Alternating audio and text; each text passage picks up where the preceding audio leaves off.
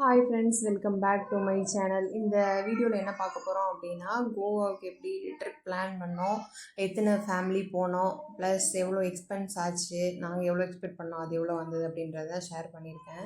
நான் அங்கங்கே எடுத்த வீடியோஸ் எல்லாம் அட்டாச் பண்ணி போயிட்டுருக்கு.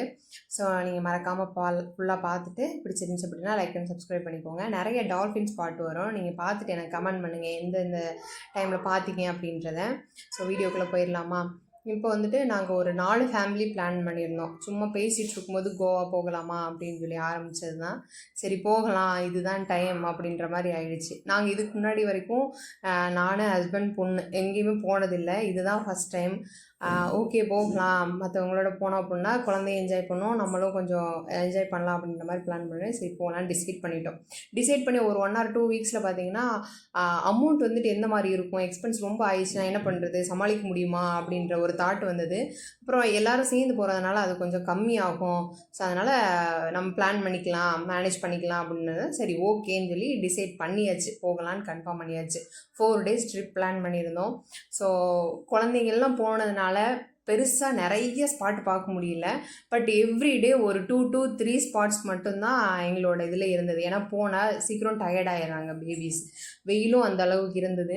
ஸோ அதனால் வந்துட்டு போய் பார்த்துட்டு ஒரு 6-7க்கெல்லாம் ரெசார்ட்டுக்கே ரீச் ஆகிடுவோம். மார்னிங் வந்துட்டு ஸ்விம்மிங் பூலில் விளையாண்டது அது ரொம்ப நல்லா என்ஜாய் பண்ணாங்க குழந்தைங்க. ப்ளஸ் பீச்சுக்கு எவ்ரிடே கண்டிப்பாக ஒரு பீச்சுக்காவது கூட்டிகிட்டு போயிடுவோம். அப்போ தான் நல்லா ஜாலியாக விளையாடணும். அது இல்லை அப்படின்னா அவங்களுக்கு எதுவுமே என்ஜாய் பண்ண ஒரு ஃபீலே இல்லை, அந்த மாதிரி ஆயிடுச்சு.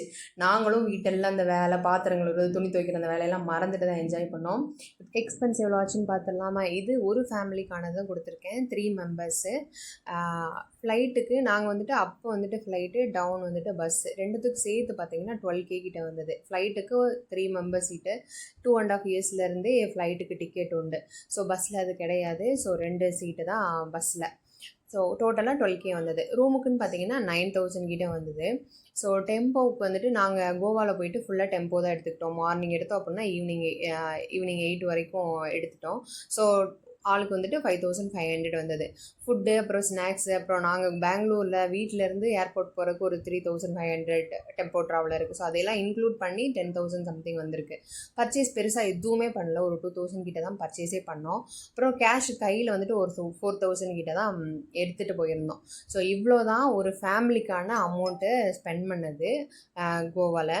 ஸோ டோட்டலாக நாங்கள் வந்துட்டு ஒரு 50-60K கிட்ட வரும் ஒரு ஃபேமிலிக்கு பண்ணுற மாதிரி எக்ஸ்பெக்ட் பண்ணோம். பட் ரியாலிட்டி வந்து இதுதான், 42,000 சம்திங் தான் வந்தது. ஸோ நல்லபடியாக முடிச்சுட்டு நல்லா என்ஜாய் பண்ணி வந்தாச்சு. Thanks friend.